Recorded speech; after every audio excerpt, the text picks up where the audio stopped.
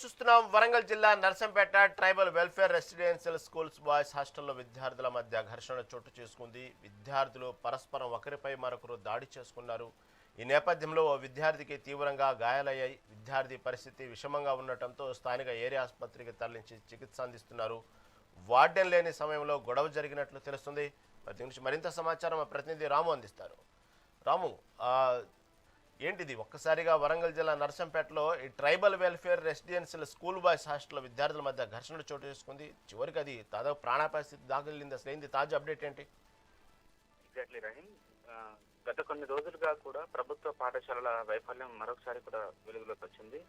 Narsampet tribal welfare హాస్టల్లో ఉన్న school మరియు కాలేజ్ సంబంధించిన హాస్టల్ అక్కడే నిర్వహిస్తుంటారు.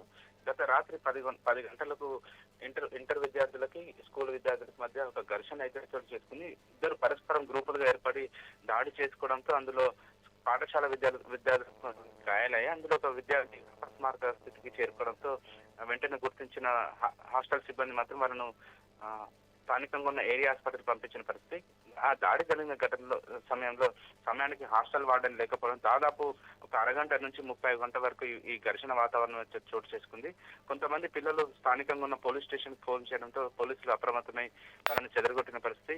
ఈ ఘటన జరుగుతున్నా కూడా ఆ సమయంలో కనీసం టీచింగ్ స్టాఫ్ కానీ నాన్ టీచింగ్ స్టాఫ్ కానీ ఎవరు లేకపోవడంతో పరస్పరం దాడి చేసుకున్నారు. అందులో ఇద్దరు విద్యార్థులకు గాయాలు కావు. ఒక విద్యార్థి మాత్రం ప్రస్తుతం అపస్మారక స్థితిలో ఉన్నారు. కనీసం అక్కడ కనుక్కుందామంటే కూడా చెప్పే పరిస్థితుల్లో కూడా అక్కడ ఎవరు లేకపోవడంతో పోలీసులే సమయానికి ఆ విద్యార్థిని హాస్పిటల్ పంపించిన పరిస్థితి.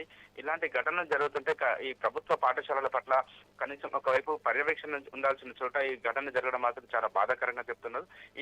ఇలాంటి ప్రభుత్వ పాఠశాలలకు వచ్చితే చాలా వరకు పేద విద్యార్థులు ప్రైవేట్ పాఠశాలకు వెళ్ళలేని విద్యార్థులు ఇట్లా ప్రభుత్వ విద్య కోసం వస్తున్న పరిస్థితి. కానీ ఇలాంటి ఘటనల నేపథ్యంలో మరొకసారి కూడా ఈ ప్రభుత్వ పాఠశాలల పనితీరు ఏ విధంగా ఉందని చెప్పి ఒక ప్రశ్న అయితే లేవనెత్తుతుంది. ప్రస్తుతం అయితే ఆ విద్యార్థి ఎవరైతే గాయపడ్డ విద్యార్థి అతను ప్రస్తుతం అపస్మారక స్థితిలో ఉన్న స్థానికంగా ఉన్న నర్సంపేట ఏరియా ఆసుపత్రిలో అతనికి ఇప్పుడు ప్రస్తుతం అయితే చికిత్స అందిస్తున్నారు. ఈ ఘటనకు సంబంధించి కూడా పోలీసులు ప్రస్తుతం అసలు ఈ ఘటనకు దారి చేసిన వివరాలు ఏంటని చెప్పేసి సేకరించే పనిలో అయితే పోలీసులు ఉన్నారు. రహీం, రాము, అంటే ప్రస్తుతం దీని మీద ఎవరైతే గాయపడ్డ అబ్బాయి దాదాపు ప్రాణాపాయ స్థితిలో ఉన్నారు, మరి వాళ్ళ తల్లిదండ్రులు ఏ విధంగా స్పందిస్తున్నారు, దానికి సంబంధించి ఇంతవరకు ఏమైనా అప్డేట్ ఉందా? పేరెంట్స్ కూడా ఆందోళన చేస్తున్న పరిస్థితి. ప్రస్తుతం వాళ్ళు అక్కడ పాఠశాలకు వచ్చే పనిలో ఉన్నారు. మా పిల్లలు చదువుకోవడం కోసం స్కూల్కి పంపించి ఇలా దాడి చేయడం ఏంటి, కనీసం ఒక భద్రత లేకుండా, కనీసం అక్కడ ఒక వార్డెన్ వ్యవస్థ లేకుండా ఇలా దాడి జరుగుతుంటే ఏం చేస్తుంటారు? కనీసం సమయానికి గమనించిన కొంతమంది తోటి విద్యార్థులు పోలీసులకు సమాచారం అందించడంతో ప్రస్తుతం ప్రాణాపాయం తప్పింది. కానీ ఇలాంటి ఘటనల నేపథ్యంలో మరోసారి కూడా ఈ పిల్లల పరిస్థితి ఏంటి, చదువుకోవడం కోసం వచ్చిన పిల్లలు ఇలా గొడవ పెట్టుకోవడం ఏంటని చెప్పేసి పేరెంట్స్ కూడా ఆందోళన చేస్తున్న పరిస్థితి. దీనికి సంబంధించిన ఉన్నతాధికారులు కూడా అసలు ఏం జరిగింది, ఈ పాఠశాలకు సంబంధించి విద్యార్థుల మధ్య ఘర్షణ కారణాలు ఏంటి అని చెప్పేసి తెలుసుకోవాల్సిన పరిస్థితి. ప్రస్తుతం అయితే ఆ అబ్బాయి స్థానికంగా ఉన్న ఏరియా హాస్పిటల్లో చికిత్స పొందుతున్నారు.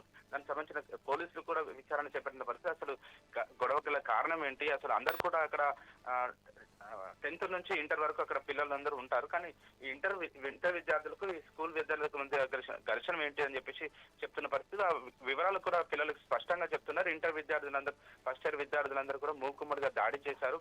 పరస్పరం దాడి చేసిన నేపథ్యంలో అబ్బాయి అపస్మారక స్థితిలో ఉందని చెప్పేసి గమనించి చెప్పేవారు కూడా కనీసం అక్కడ వార్డెన్స్ కానీ ఎవరు కానీ అందుబాటులో లేరు. ఇలాంటి ఘటనలు మరోసారి కూడా పునరావృతం కాకుండా చూడాలని చెప్పేసి పేరెంట్స్ కూడా డిమాండ్ చేస్తున్న పరిస్థితి నెలకొంది. Right Ram, right, thank you for update.